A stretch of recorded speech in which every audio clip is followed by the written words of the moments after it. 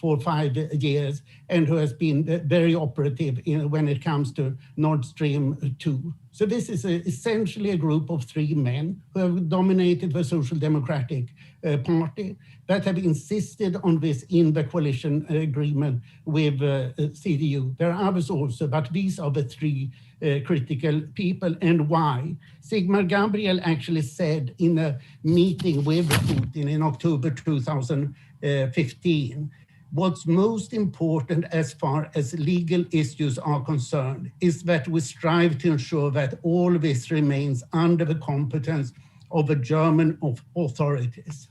So this is really the aim, to get a Russian-German cooperation. And it's a social democratic project and not a general German project. In Austria, we have seen that it's sort of become a standard pension scheme, retirement scheme for senior politicians to join Russian state companies, either as consultant or as a board member. For European energy policy, it means that Nord Stream 2 undermines the EU liberalization of the gas market, and it goes against the ideas of unbundling. Here, it has been a curious question, where does EU energy policy start in the Baltic Sea? How far from the German coast, if at all? Governance, here is what I also think is a major problem. It promotes corruption in Germany and Austria. It's impossible to understand that a leading European country can accept what then Chancellor Schröder did. First decide, after he has lost the elections in 2005, that Nord Stream 1 should be built, and then a few days later, after he has gone, be appointed by President Putin, chairman of the shareholders committee of Nord Stream, and he has made many $1 million on his positions since then. He's now chairman of Rosneft for $600,000 a year officially, and then we don't know how much he earns as chairman of Nord Stream 1 and 2. Gas supply, here the funny thing is that there's no impact at all. Russia's gas supply to Europe peaked in 2019. The current oversupply of gas pipelines is almost 100%, and that's before Nord Stream 2 is being completed. So Gazprom is just building this for other reasons, for corrupt and geopolitical reasons, not because they need more pipelines. And the financial effects, which are so much discussed, are not so important. It means essentially that $2 billion don't go to Ukraine, but to Germany instead, because the transit cost will be necessary through Germany. This new gas is not meant for Germany, but it's for transportation to other European countries. So the summary of this is 6 negative effects and no positive effect. Thank you. Thank you so much, Anders. That was fantastic and succinct. This is really helpful. What do we do about it, though? I think we're somewhere between 95 to 99% complete. What can be done? Well, there's no reason to complete it. Today, we just learned that Academic Chersky, the best Russian pipeline ship, has been brought in to work on it. But this will take several months to complete. It's 150 kilometers left, and this is in the Danish zone, which is the most difficult zone. So what could be done? Germany should stop it. I think that this is a demand that we should pose to Chancellor Angela Merkel, who has never been very positive about it. But she has given in as a compromise to her coalition partner in the Social Democratic Party. The second is that the EU can stop Nord Stream 2, since it violates EU energy policy, and there are many parts of the EU that could possibly do that. And the US is obliged to impose a sanction that can stop Nord Stream 2. This is what I think is most likely, and I think this will happen very soon because of the pressure from the Congress that we will hear about in a minute. And also, if Germany is unable to stop Putin's two leading representatives in Europe, Gerhard Schröder and Matthias Wernig, I think that the US should sanction them according to the new executive order that was issued on the 15th of April. Ukraine linked sanctions on Russia from 2014, or CATSA from 2017.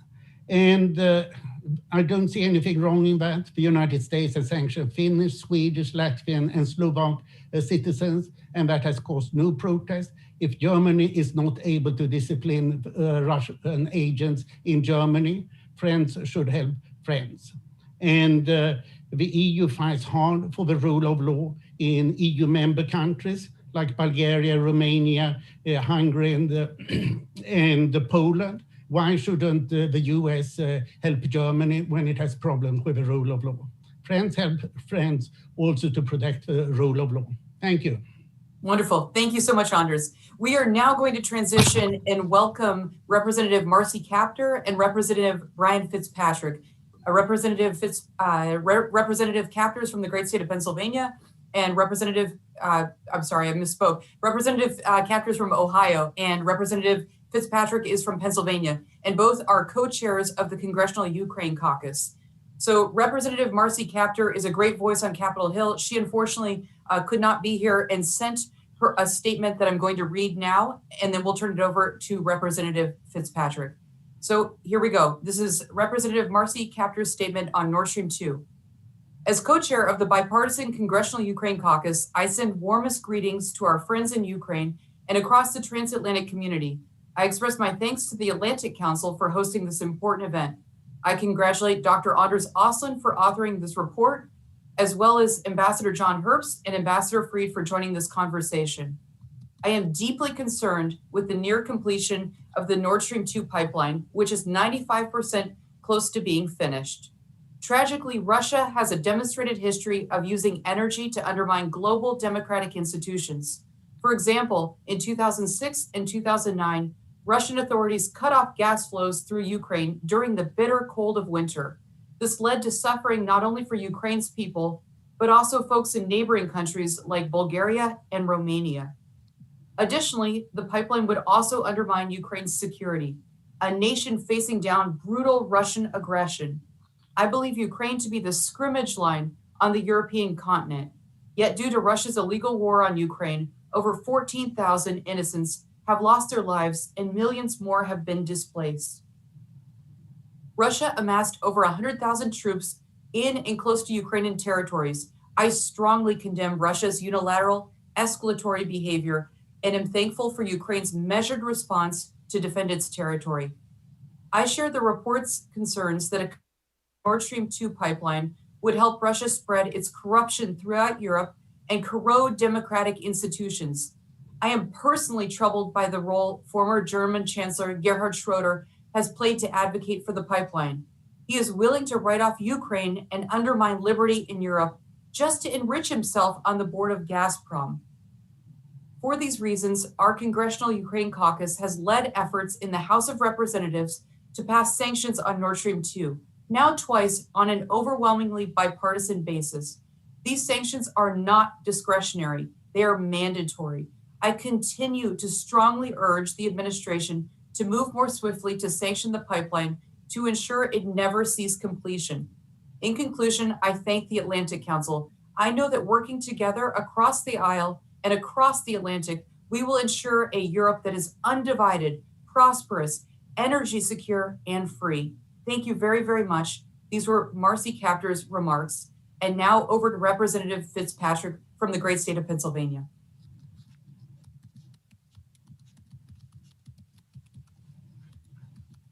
Good morning, everyone. It's great to be with you today to discuss the new report on Nord Stream 2 pipeline. The Biden administration took necessary steps toward holding Russia accountable for the malicious SolarWinds cyber attack, attempts to influence U.S. elections and other destabilizing activities by issuing sanctions on Russian individuals and entities that enable this behavior.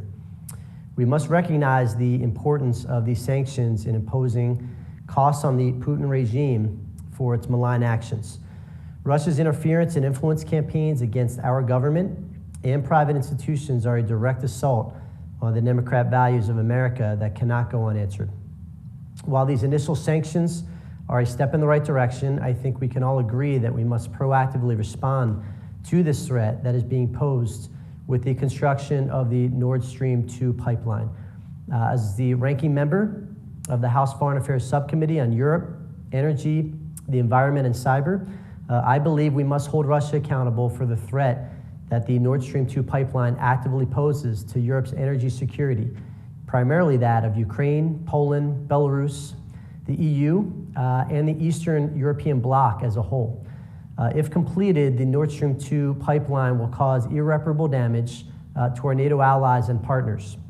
The pipeline would circumvent the supply lines running through Ukraine and send Russian natural gas to Germany, thus undermining Ukraine while increasing Russia's influence over Europe's energy sector. The United States must be proactive. We cannot wait for Russia to once again weaponize its energy resources for coercive purposes.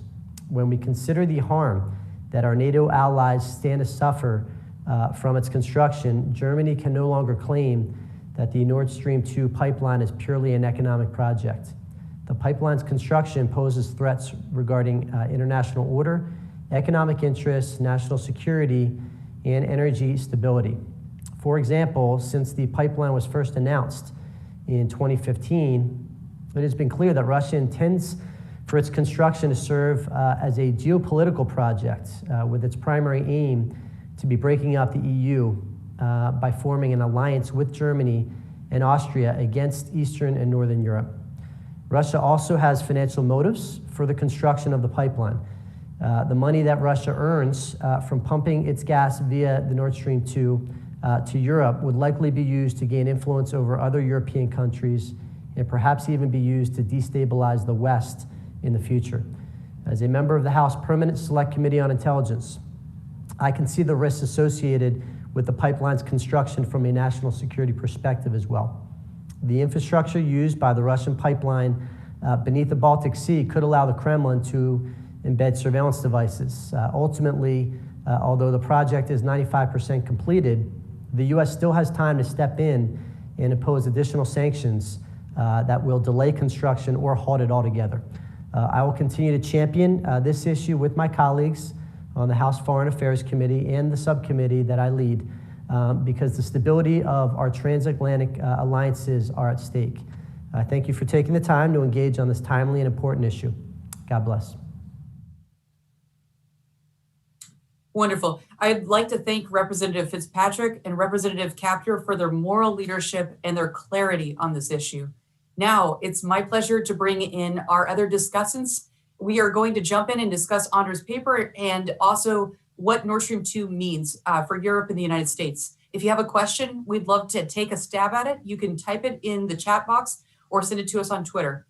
Ambassador Herbst, I'd like to start with you and go straight to the heart of this issue. Isn't it too late? Nord Stream 2 is almost done. What can be done to stop it, in your view, sir? It's late, but it's not too late.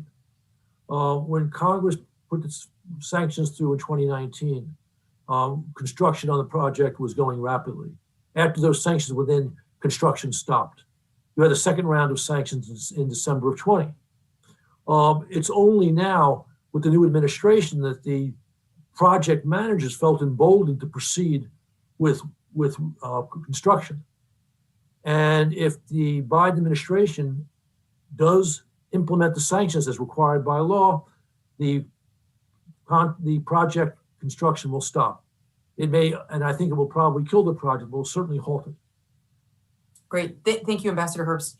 Ambassador Fried, you've taken the position that Nord Stream 2 is a bad thing, but it would be worse for the United States to sanction an ally. And by that, we mean Germany.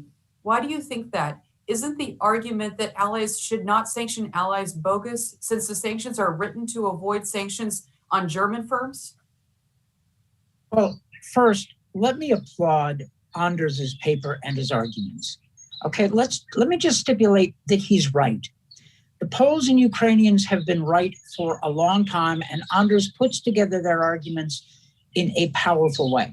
Okay, Nord Stream 2 is a bad idea. That's fact number one. Second fact is that it would be costly to try to sanction it to death. Of course, you're right that the United States has imposed sanctions on Western European companies and individuals. That happens. So there's no general prohibition, but it is true that in Germany, even opponents of Nord Stream 2 hate the idea of US sanctions to kill it. Okay, it's costly. I'm not saying it's utterly unjustified. We may well end up there. John Herbst may be right. It may be possible to kill Nord Stream 2 with sanctions at this stage. That may be possible, but it's not certain. It's not certain. We in Germany are in a bit of a prisoner's dilemma here, where if we seek our maximum objectives, we may end up hurting ourselves. Now, I say this not to apologize for Nord Stream 2, and I really just cannot stand the argument that it's just the paranoid Ukrainians and Poles that are upset by it. No, the German Greens don't like it. The European Commission doesn't like it. The Balts don't like it. The senior French government officials have come out against it. It's a bad idea. To your point, Melinda, shouldn't friends help friends? Right. Germany is not the problem. Putin and the Kremlin are the problem. Germany made a policy mistake with Nord Stream 2. They made a mistake. As an American official, I know about policy mistakes, right? Friends help friends get out of their policy mistakes, or at least we can try. What I have suggested is that it may be possible to mitigate much of the downside risks of Nord Stream 2. Now, Anders's arguments are accurate, and it was just brilliantly expressed. Wonderful paper. But it is also true that Europe's vulnerability and Ukraine's and Poland's vulnerability to Russian gas pressure is far less than it was 10 or 15 years ago. The Ukrainians and Poles have not been idle. They've not just been complaining. They've been doing stuff, which means that they are less dependent on Russian gas, somewhat less dependent on Russian gas, and much less vulnerable to Russian cutoffs. They need to do more of it. They're not where they need to be. But it is possible to continue to mitigate the downside risks of Nord Stream 2. I mean, that's what part of the 3 Cs initiative is all about, which is a Central European initiative, which includes energy infrastructure. I'm making this up, right? But I've written about this, thought about it a bit. More interconnectors to provide gas to Poland and Ukraine from the West. Rigorous, better enforcement of the third energy package, the EU's third energy package.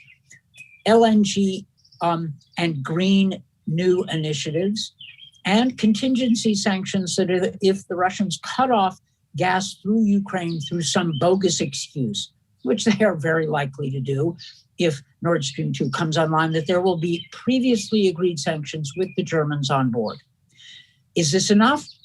Maybe not, but it is at least worth exploring whether there is a way to make sure that even if Putin gets his pipeline, he doesn't get the advantage he seeks through that pipeline. Now, could I be wrong? Yeah, possibly. If the German government sticks to its position that this is, a good thing, Nord Stream 2 is a good thing, or it's a strategic bridge to Moscow, the pressures from Democrats and Republicans in Congress will leave the Biden administration with no choice. They will have to try to sanction Nord Stream 2 to death. Okay, they may have to try. I mean, you heard Representative Fitzpatrick and Representative Kaptur. These are serious people. They thought this through, and their arguments are basically right. it is at least worth exploring whether there are alternatives. And by the way, this cannot be a US-German deal, okay, or US-German-Russian deal. If the United States wants to mitigate the risks of Nord Stream 2 at least cost to the Western alliance, it has to talk also to the Ukrainians and Poles. And I'm not asking the Poles to change their mind about Nord Stream 2. They won't. And let's just stipulate they're right, okay? And let's also stipulate that Germans should not tell Poles to calm down about the Kremlin. Like, bad idea, don't go there, okay? But if we start acknowledging reality, that Nord Stream 2 is a divisive pipeline that intends to isolate Ukraine and break EU gas integrity by dividing the EU into favored and non-favored countries, favored Germany, non-favored Poland, and start talking straight with the Poles and saying out loud what everybody knows, including the Germans, there may be a way forward. Now, there's an additional factor. The German Green Party is doing pretty well in the polls. I don't know whether that'll keep, but there are elections coming up in late September in Germany. The Green Party has said it opposes Nord Stream 2 on both environmental and strategic grounds. And these are serious people.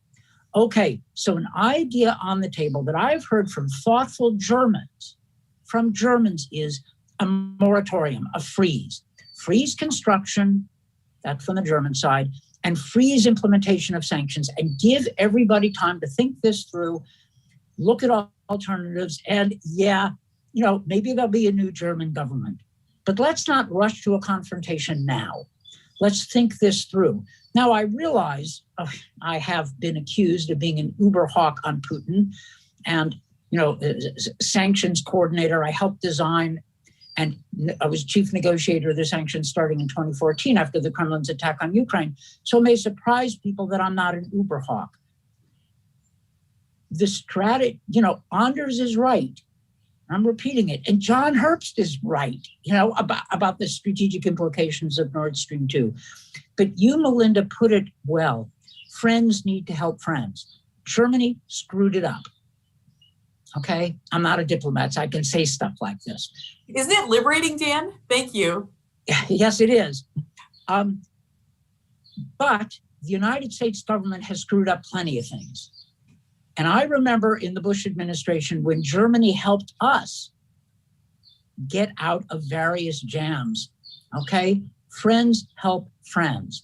Let's find a way forward. I know this sounds terribly naive, right? This American optimist that we can work it out. Okay, I plead guilty to that, but it's worth a try. But if we try, it has to be based on reality, which is that Nord Stream 2 is a mistake. Now, I'm not asking the Germans to fall on their knees and rend their garments, but let's be serious. And if you're going to talk to the Ukrainians and Poles and find out how to mitigate the downside risk of Nord Stream 2, you have to acknowledge reality. Okay? Wonderful. That's my thought. Thank you so much. Thank you. Very well put. Ambassador Herbst, I'm going to give you a chance to respond. Go ahead, sir. Look, Dan is not paying sufficient attention to the time element. And in fact, he's talking as if the Biden administration has not been trying for 3 months to reach some sort of accommodation with Berlin. It has been, much to the frustration of Congress. And Berlin has offered exactly this, bupkis, nothing. Dan's idea, which I think is not a bad one, about a moratorium on construction and a moratorium on sanctions would make sense. But this idea is something that is available back in January and February. The Germans have gotten away before with serious sanctions violations when Siemens turbines wound up in Crimea. And this is another replay. I don't think Chancellor Merkel is so keen on Nord Stream 2, but for domestic reasons, she feels a need to do so. But this comes back to one other thing that's very, very important. Very, very important. Anders said correctly that the most dangerous thing about Nord Stream 2 is the geopolitical effect. This is an effort by the Kremlin to neutralize Germany, and to a lesser extent, because it's not as important, Austria. Anyone who studies history, I know Dan does, knows that when Moscow and Berlin get together, the countries in between suffer. That was true during the 19th century with the Holy Alliance of Prussia and Austria and Russia. It was true with Molotov-Ribbentrop, which gave Hitler reasons to begin the war, and Moscow reasons to seize gobs of territory in Eastern Europe. This is very dangerous.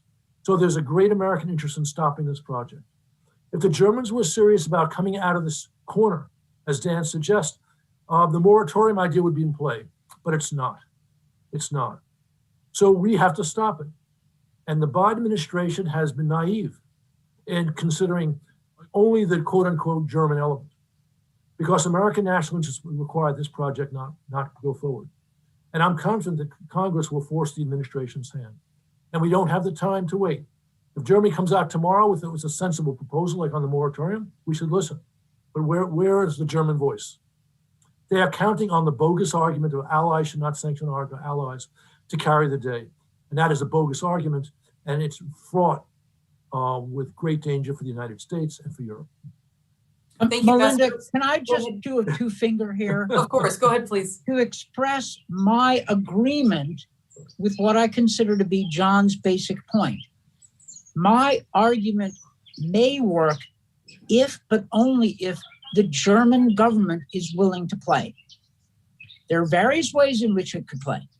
It could have a moratorium without prejudice to the way it comes out. But Germany has to want to fix this, okay? And John said something with which I profoundly agree, which is that if Germany makes an offer, either quietly or publicly, more likely quietly, we should listen. But they have to act. So, I appreciate the fact that John's thought this through, and I agree with that central point. That's Wonderful. all. I just wanted to make that point so it was all clear. Thank you, Ambassador Fried. I thought this was going to be a boring panel, but you've enlivened it. Thank you so much. Dr. Agnia-Grigas, I want to bring you in on this. You're a great expert on energy, on pipelines. And if you have any responses to the discussion Ambassador Fried and Ambassador Herbst have, I'd love to hear it. But let me ask you a really basic question. Why is Nord Stream 2 an American priority? Isn't it a European problem? Well, the United States is, the largest NATO power. It is the security guarantor for a lot of the European countries. So if European security is threatened, and I think with Nord Stream 2, certainly their energy security will be threatened. And this is an American problem. It's an American problem where we will have to defend, and we will have to be involved in Europe going forward to ensure their security.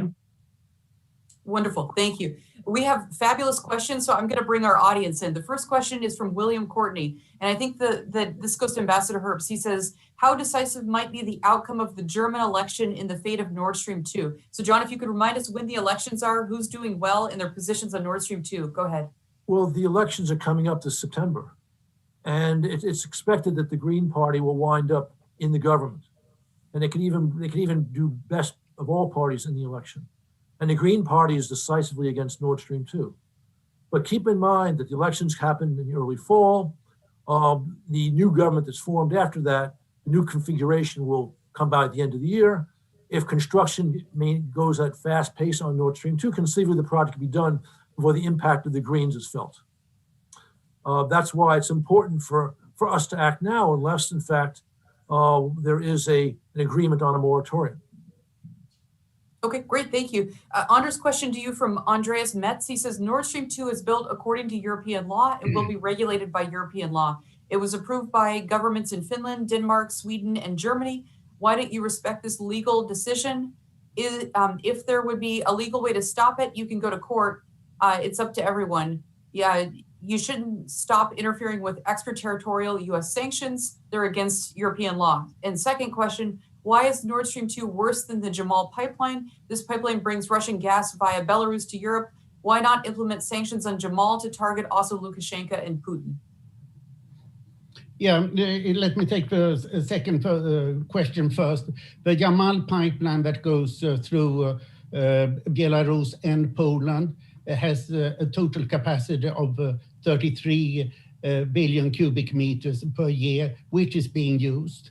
The Nord Stream 1+2 will have 110 billion cubic meters. So it's a far bigger system. The Ukrainian pipeline, which is used today, has at least a capacity of 120 BCM.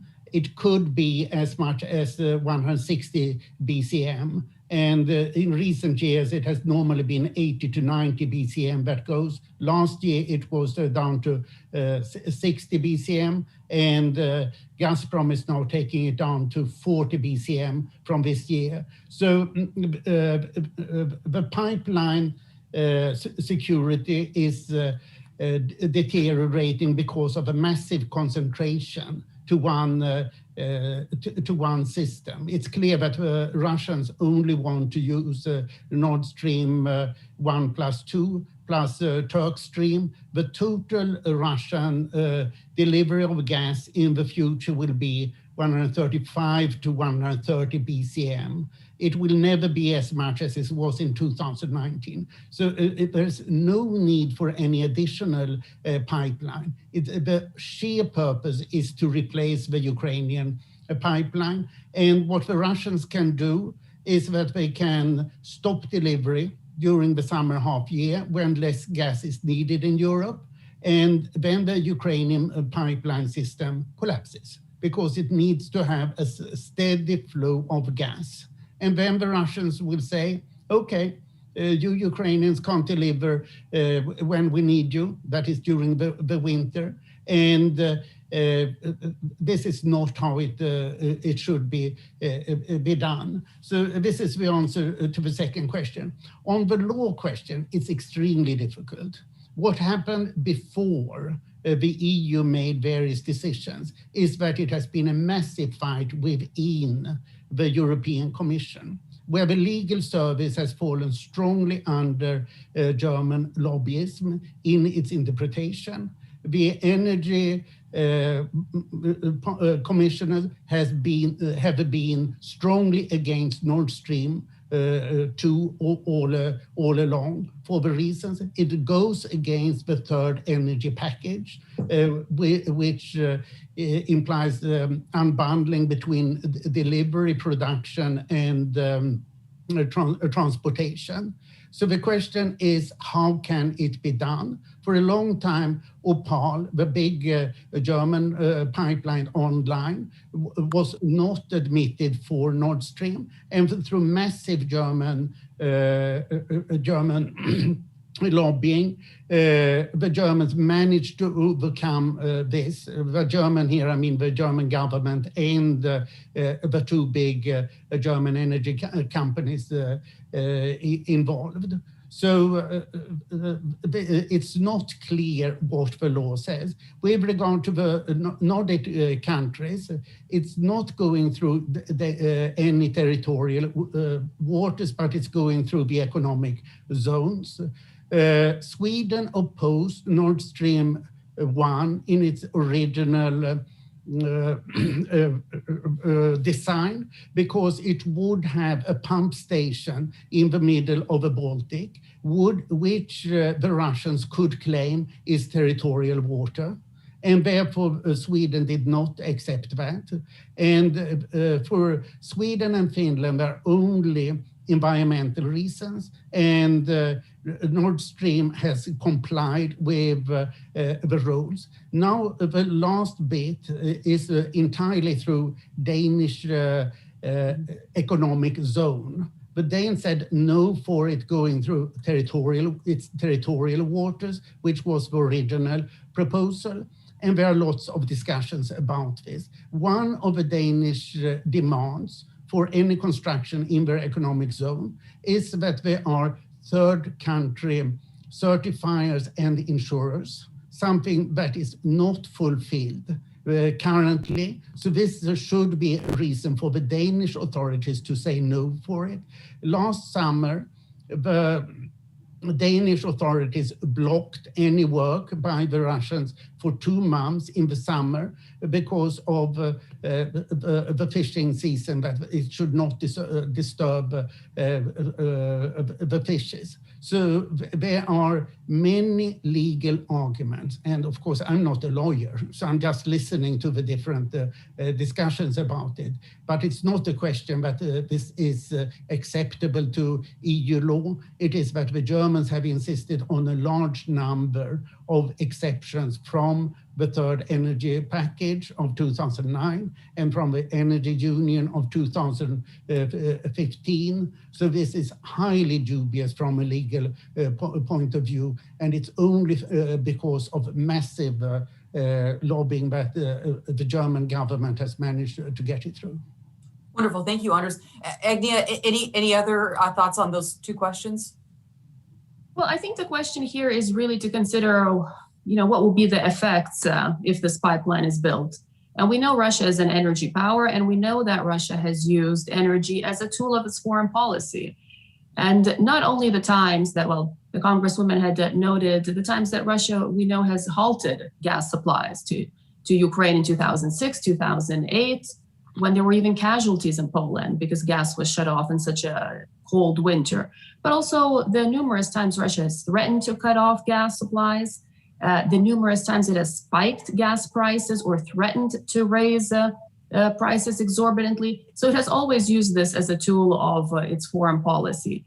And for me, personally, in 1990, my family experienced Russia's gas and oil cuts after the country had declared its independence. And in the middle of the winter, the country was just shut off for extended periods of time with no supplies of oil and gas. And the oil pipelines to the Baltic states, to Latvia and Lithuania have also been permanently shut off since 2003 and 2006, after Russia had concluded alternative pipeline infrastructure. So this has been a pattern. I actually discussed this in my first book.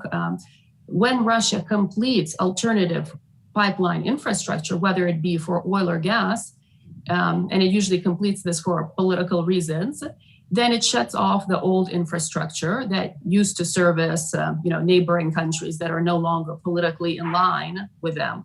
So I think this is what we can expect going forward after Nord Stream 2 is built. It's just a question of time. Great, thank you, Agnia. Ambassador Herbst, I hope you had your coffee this morning. Two good ones for you. First, from our friend John Lowe. Great that you could be here with us, John, from London. The Germans argue that the U.S. is being hypocritical because it is importing more Russian crude oil than ever before. Are they right? And second question for you, given that 2 rounds of sanctions have not stopped the pipeline, why would a third? Okay, on the first question, look, we're not saying that Europe cannot use Russian gas. We're saying that this pipeline would enable Moscow to manipulate gas supplies to Eastern Europe to pressure countries in ways that are unacceptable. Also, that this would build up closer cooperation between Germany and Russia, which is dangerous geopolitically. As for your second argument, I would disagree. As I mentioned before, after Congress passed the sanctions in December of 2019, construction on Nord Stream 2 halted and remained stopped by and large up until the Biden administration came into power. So I don't have any doubt that if these sanctions that have been passed are now used, we'll see a stop in production as companies bail. So this is an effective way to stop the pipeline. Not the only way, but an effective way. Great, thank you so much. Ambassador Fried has to go at 11. We will continue this discussion until 11:15. So if you have questions for Ambassador Fried, get them in now. Ambassador Fried, are you still there? Your camera seemed to have gone off. Nope, okay. If I will. I'm here. Wonderful. Okay, question for you. This is from Darian. He wants to know, shouldn't we propose a workable alternative to the Germans if they cancel Nord Stream 2? If they cancel Nord Stream 2, unlikely that they simply cancel it, but the discussion that needs to happen is a discussion of European energy security and the role of Russia. And that should be a discussion where all the players are talking about the common objectives and the common problem. That is, The Poles certainly, but the European Commission, the Germans, and the Ukrainians need to be part of this discussion. Long history of Russia using gas as a political weapon. Long history of Russia, Russian sabotage. I mean, literal sabotage. If you think about the fatal blowing up of a Czech ammunition dump in 2014. I mean, let's remember who we're dealing with.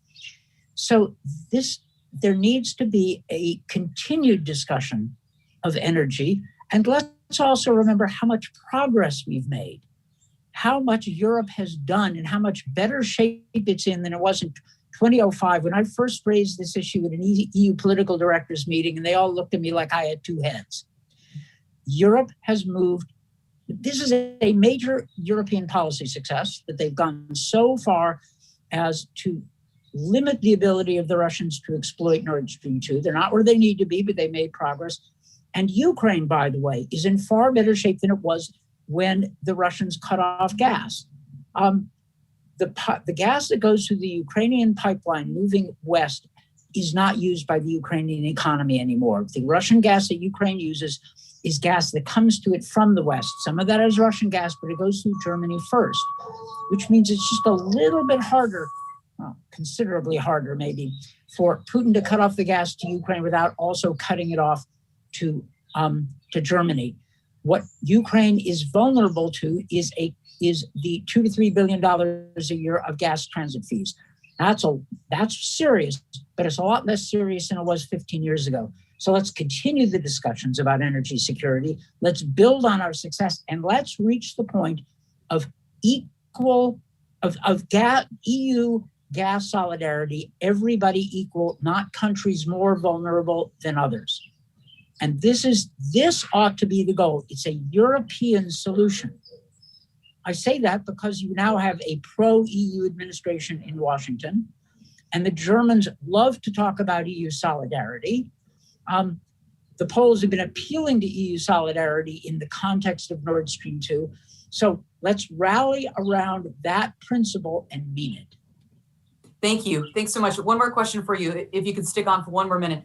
From Ambassador Morningstar, he says, do you agree if Germany doesn't step forward, U.S. should move forward on sanctions and there could be a waiver if circumstances change, particularly after the German elections? Yes. And this was the point that John Herbst made. Like, John's point, and he was right, is what are we talking about with an alternative if Germany isn't going to play? If Germany doesn't make it clear very, very soon that it wants a way out of this mess, and it can do so privately, the U.S. is going to impose sanctions.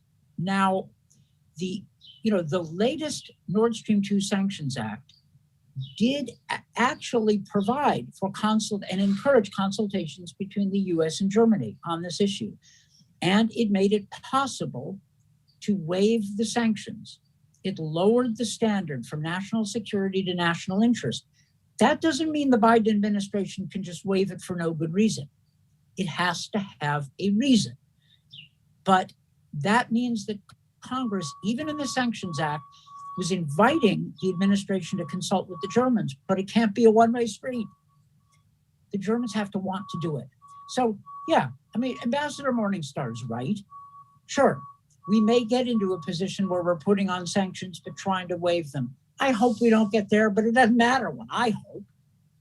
It matters what the reality is, and the Germans cannot expect President Biden to simply accept Nord Stream 2 when the administration is already on record saying it's a bad idea, and since Congress is united on this one. So, right. Wonderful. Thank you. Anders, question from Robert Brinkley in London. Thanks for joining us, Robert. Thank you for a great analysis, Anders. Too often the media focuses narrowly on the financial rather than strategic effects of Nord Stream 2. Many NATO and EU members believe Nord Stream 2 is misconceived. Should the U.S. not seek to build a broad coalition to dissuade Germany rather than going head-to-head in a U.S.-German confrontation? Dan, I think, and Ambassador Herbst answered that, but any other thoughts on that? I basically agree with it, and we are seeing that most of East Europeans are firmly against, of course, the three Baltic countries and Poland most of all. The Nordic countries are, so to say, quietly against it.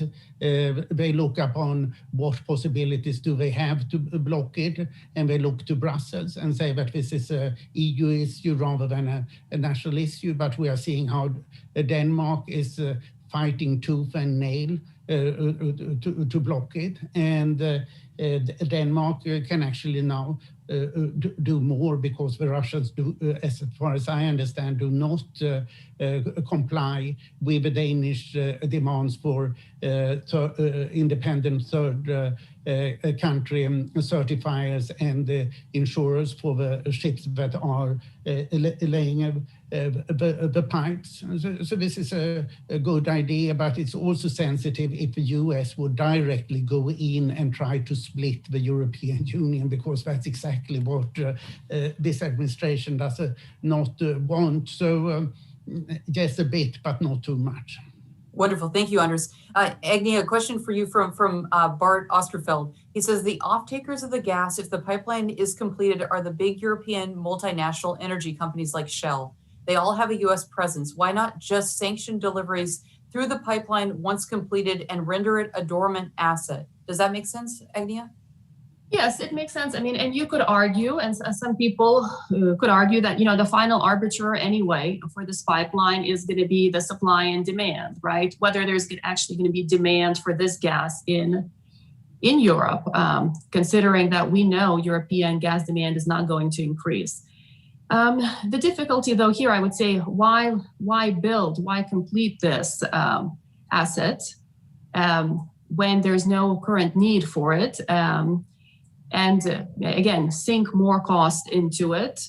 And this is, I think, what, you know, essentially Russia is trying to do with this pipeline, with Nord Stream 2. As it's seeing its competitive advantage diminish in Europe when there are more different sources of supplies, more alternative pipelines, when there's, you know, more countries are turning to LNG, it's trying to really cement its hold on the European gas market by creating this infrastructure, by putting in this long-term infrastructure, because it thinks that in the future it will still, you know, kind of have a leg up over LNG deliveries, over, you know, Nabucco pipelines, over American LNG, and so on. Wonderful, thank you. Ambassador Herbst, from Robert Casey, he wants to know more about the implications of Germany's elections. Do the Greens have the political capital necessary to halt Nord Stream 2, even if they don't capture the chancellery? If the Greens come in a strong second position, then their requirements to join the government are probably going to include an end to the Nord Stream 2 pipeline. So you can't say this is absolutely guaranteed, but the likelihood is I think, is real. So again, so that's another reason why we should act now to prevent this issue being decided in a nasty way against our interests, against our core interests, before the German election has a chance to have an impact. Wonderful, thank you. This is a question for Ambassador Herbst and anyone else who wants to jump in. From Martin, he says, don't you fear an even more serious deterioration of Russian-West relations if Nord Stream 2 is forced to stop?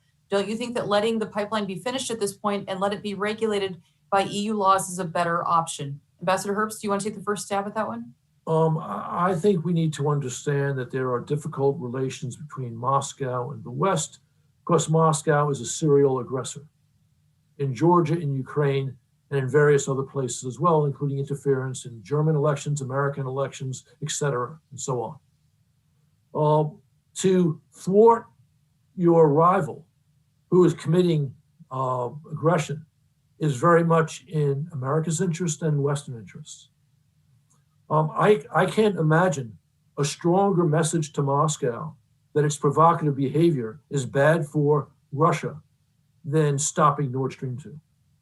That would be the sanction, as opposed to the ones that we've implemented in recent days. Thank you. Anders, go ahead. Yeah, thank you very much. Of course, agree, but I would like to add that there is an old saying that is very popular in Russia: the appetite increases while eating. And I think that all of us, old Russia hand, have a clear sense that the best way of handling Russian aggression is to stand up against it, expose it. And we have seen now all of these GRU and FSB squads that have been walking around, traveling around Europe and also the US actually, that killing people and blowing up stuff and carrying out cyber attacks that they have been going on because they have not been stopped. Now such activities have to be stopped. And we had a wonderful illustration now on the 15th of April, the Biden administration, to the happy surprise of some of us, came up with a full sanction strategy on Russia. What happens then? 1 week later, Russian Minister of Defense Sergei Shoigu declares that Russia is withdrawing its troops around Ukraine because the maneuver has been successfully completed. Whether this is actually the case or not, it was at least a defensive sign. So the short answer is one has to stand up to Russia. There's no need to give in for nothing. Thank you, Anders. Agnia, another technical question for you. What is the likelihood that Nord Stream 2 will end up being a stranded asset because of the transition to a sustainable energy mix? Here. I think that's, in pure market conditions, we could expect Nord Stream 2 to become a stranded asset. But I think we've seen that, and I would say in pure market rationale, Nord Stream 2 would never have been built. But we see currently that the European energy market is not operating on pure market rationale. We see it's operating on the basis of actually quite effective Russian energy lobbying and special interests. So while, again, in pure economic theoretical terms, we could expect, frankly, there's no use for this pipeline, especially with Europe's, green policies, Europe's access to LNG. But I think quite likely, if this project is built, if the pipeline is built through extensive lobbying, corruption, special interests, it could be in use. Great, thank you. Another question from Leslie Palti Guzman. Great discussion beyond Nord Stream 2's geopolitical impact. Do you agree that the pipeline startup or cancellation will have an impact on European LNG demand as well as global LNG trade? I heard that Nord Stream 2 would bring new volumes of gas, not just diverted volumes from Ukraine. Agnia or Anders, or both of you, could you weigh in on that, please? Anders, do you want to go ahead first? You start, Agnia. Follow. Could you repeat the question? Sure. Okay, so beyond the geopolitical impact of Nord Stream 2, do you agree that the pipeline startup or cancellation will have an impact on European LNG demand as well as global LNG trade? I heard that Nord Stream 2 would bring new volumes of gas, not just diverted volumes from Ukraine. That's a big debate. Or not much of a debate, maybe from our panel. Since European gas demand is not expected to increase, and since Nord Stream 2 is effectively just a diversion of gas away from the Ukrainian pipeline system to this new pipeline system, it's quite unlikely that this is going to bring new gas into Europe. But I think, as I just stated in my previous answer, this is in a way to try to hold on for Gazprom to the European gas market while there are new alternatives right now, while there are frankly LNG pipe import terminals right in the region, right on the Baltic Sea. I mean, there's one in Poland, there's one in Lithuania. I mean, it's Germany itself has announced plans that it would like to build an LNG import terminal. I mean, frankly, which would make much more sense and would be much more in line with the European energy policy and energy policy priorities and the third energy package, considering that they call for diversification of energy routes and sources. Thank you so much. At this point, I want to wish Ambassador Fried a big thank you. We loved having you here. You're dismissed, sir. And over to Anders. Yeah, thank you very much. I would first of all say very much that I agree with what Danfried said previously about that the EU has made massive improvements in the energy area. And the EU has really taken greenhouse gas exhaust limitation very, very seriously. And this shows in number. The total EU consumption of gas in 2019 was 390 BCM, of which 43% came from Russia. It will never be so much again. It was then 168 BCM, and last year it was down to 130 BCM, and it will now be less for each year, but not falling very fast, because the EU is doing whatever you can in order to limit the exhaust of greenhouse gases. So Russia is on the losing end, and then the prices are down. The prices are approximately half of what they were a decade ago, and they are not likely to increase. The gas demand will be somewhat boosted by Germany, the Czech Republic, and Poland having to abandoning coal-powered power station to some extent, but this is a very limited effect, and Germany is abolishing its nuclear power, which also gives some gas, but it's very limited. So we should never expect more than 135 BCM to be delivered from Russia to the European Union. And if you look further to the east, Ukraine used to import 110 BCM a year in around 1990. Now it's down to 13 BCM a year. So there's a massive saving of energy that is going on everywhere in Europe, including in Eastern Europe. So gas is becoming a surplus commodity. And I checked on Ukraine. Ukraine gets 1/4 of its imported gas from American LNG, which goes through the Polish LNG terminal in Świnoujście on the Baltic coast. So LNG has become the price setter in Europe. And it's the LNG spot market that has driven down the gas prices, which while Gazprom is trying to stick to their multi-decade long take or pay contracts, and they're on the losing end. So I don't look upon Russia as an energy threat, really. I look upon it as an energy loser that is losing out all the time to, as Agnia said, to the market forces. And the European Union has then introduced all these converters, extra storage, and also extra pipelines. I should add here an argument that we have not brought up. Italy and Bulgaria have been very sour about Nord Stream because they wanted South Stream. And the European Commission said no to South Stream, but the European Commission was not strong enough to say no to Germany. It was only strong enough to say no to Italy. And the South Europeans are pretty sour about this.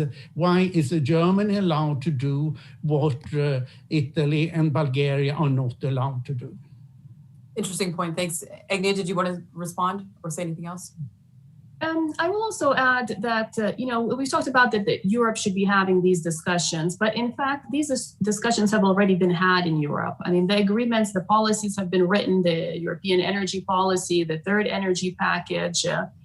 And it's I think only in this case, Germany, as current Europe's leading power, has is trying to get more maneuver room and trying to go kind of against these agreements that have been struck in solidarity already. Wonderful, thank you. Last question to Ambassador Herbst.